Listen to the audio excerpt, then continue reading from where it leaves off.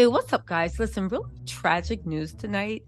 Chandler from Friends has passed away from an apparent drown. Can I even say that on YouTube? I don't know. But it is so bizarre, and the circumstances surrounding the death are bizarre, and the police don't know what's going on, but they are investigating. You guys, here's everything you need to know, but it's just a lot, okay? So please, trigger warning for anybody. They said Friends star Matthew Perry, aka Chandler, has passed away at 54 after apparent drowning. But the thing is, they don't know how it happened. They said Matthew Perry, of course,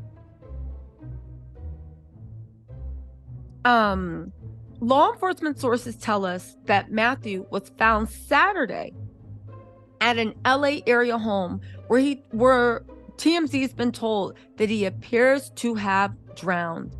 Now, TMZ sources say first responders rushed over on a call for cardiac arrest, so he wasn't alone. Somebody had to find him. It's unclear where exactly on the grounds this happened, but if he drowned, wouldn't it have to be in a pool? Or it could be in a tub. Again, it's murky, and TMZ is getting this immediately. TMZ sources say, side note, is TMZ going to be sued one day? Because why we do appreciate them getting the tea first, they clearly have connections with firefighters, policemen, first responders. Vanessa Bryant just got a bag, unfortunately, for what they tried to do to Kobe and Natalia's memory. And now I'm like, okay, but you know what? Let's just get on with it. Hold on. Okay, I'm back. So there's more details. TMZ sources say he was found in a jacuzzi at the home. And TMZ's told there were no narcotics found at the scene. And they're also told there was no foul play involved. Does that make sense to you? I don't want to be conspiracy theory, but it's where exactly on the grounds it happened, but they're saying that he was found in a jacuzzi. Okay. So anyway, I'm looking for more detail. Oh, sorry.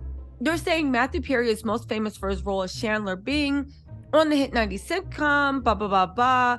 His character was a fan favorite, as was his performance, mannerism, and lines, of which have gone on to be recreated and spoofed by fans all over the world. One comes to mind in particular, could blank be more? Anyway, while Friends was his biggest claim to fame, he starred in Boys Will Be Boys, Growing Pains, Silver Spoons. Wow, he really was that guy in, like, what is this, 80s sitcoms? Charles and Charles, Sydney, Beverly Hills 90210, Home Free, Ally McBeal, West Wing, Scrubs, Studio 60 on Sesame Street, The Odd Couple, and more. I had no idea he worked that much. He acted in a handful of memorable films. Fools Rush In, I remember that one. Wasn't that with Jennifer Lopez? The Whole Nine Yards, or was that Kate Hudson? 3 to Tango, The Kid, 17 Again, Getting In, and many others. He's been off screen more recently, not having acted since the TV miniseries in 2017. Okay, now listen. This is the beat, juice. While his on-screen persona was affable and upbeat, Matthew suffered mightily behind the scenes, notably from his addiction to drugs and alcohol. Painkillers specifically. Did you guys watch? There's a what do you call it? There's a documentary on Netflix that goes into how the pharmaceutical company got everybody in America addicted to opioids, and it looks like he might have been one of the victims.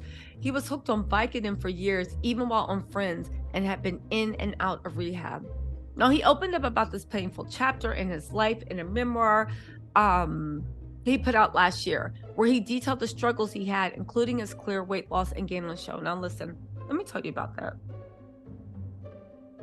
I remember he did that interview with Diane Sawyer, and when I say, and I don't even mean to be funny, the whole time I was watching it, I was like, you're clearly not clean. Whatever you're using, whatever you're on, whether it be narcotics, whether it be alcohol, the red face, the way he kept like losing his train of thought. But then when he lost his train of thought, he would act like he was emotional, but you could just tell he was just losing his train of thought in mid-sentence multiple times. And I was like, does he even know what he's doing right now? Now, during the press run for his book, Matthew did a number of interviews where he got incredibly emotional. The Diane Sawyer one is the one I'm talking about, where he detailed the story.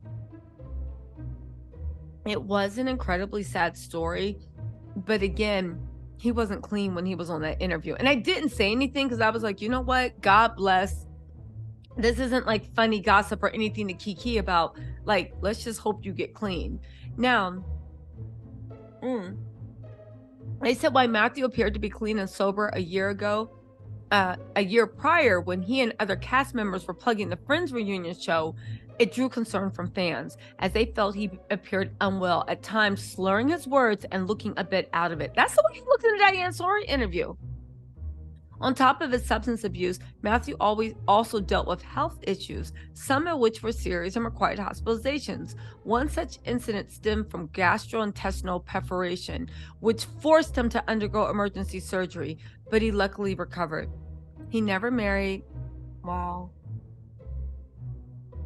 He was briefly engaged to Molly Hurwitz a couple years ago. Oh, wow. But that only lasted for 6 months. Before that, he'd been linked to Lizzie Kaplan. He was only 54 years old. He had, you know what though?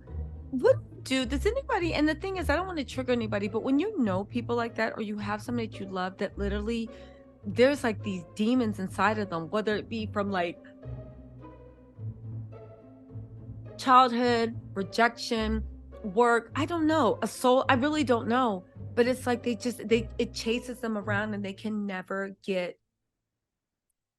find happiness, they can never find joy, they can never find people that appreciate them. It's just really, really tragic, you know.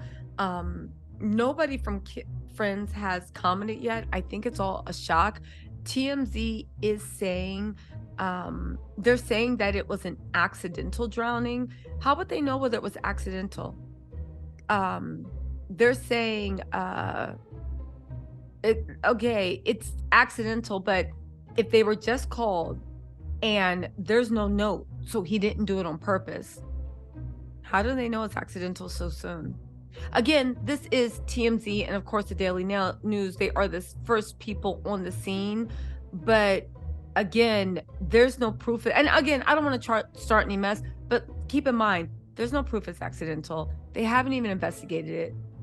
They don't know if it's a note. They don't know if he did it on purpose.